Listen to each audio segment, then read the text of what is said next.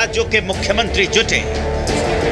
प्रधानमंत्री की अगुवाई में सियासी वॉर रूम बना है। मिशन बिहार और ऑपरेशन सिंदूर की रणनीति को लेकर सबसे अहम बैठक हो रही है। दिल्ली के अशोका होटल में चल रही मीटिंग में ऑपरेशन सिंदूर और जातीय जनगणना के साथ साथ मोदी सरकार के तीसरे टर्म की पहली वर्षगांठ पर चर्चा हो रही है, जिसकी अध्यक्षता प्रधानमंत्री मोदी कर रहे हैं।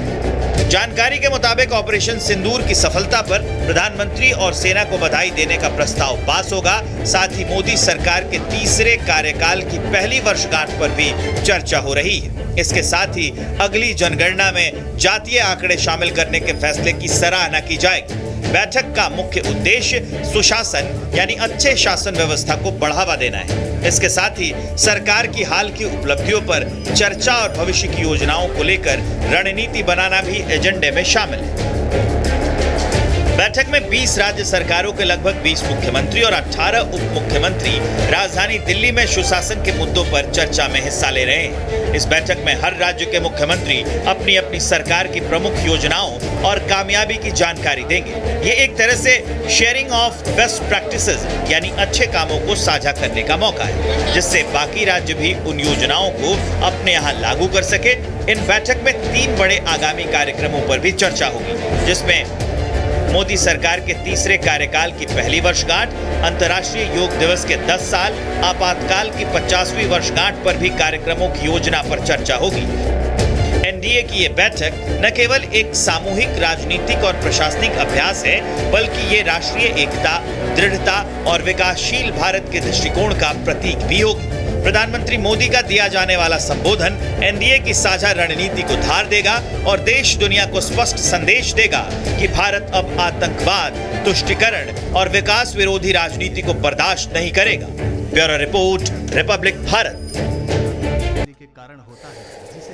ऑपरेशन सिंदूर के तहत भारत ने दुनिया को अपनी ताकत दिखाई तो भारत के दुश्मनों को बर्दाश्त नहीं हुआ।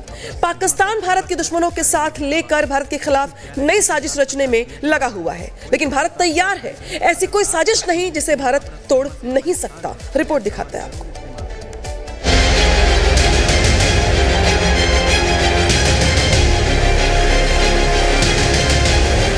ऑपरेशन सिंदूर तो स्थगित हो गया, लेकिन कूटनीतिक जंग अब छिड़ गई। सत्य और असत्य की अब लड़ाई हो रही है। तुर्की को भारत से दुश्मनी महंगी पड़ेगी तो अजरबैजान की हर चाल नाकाम कर दी जाएगी। भारत का स्टैंड क्लियर है।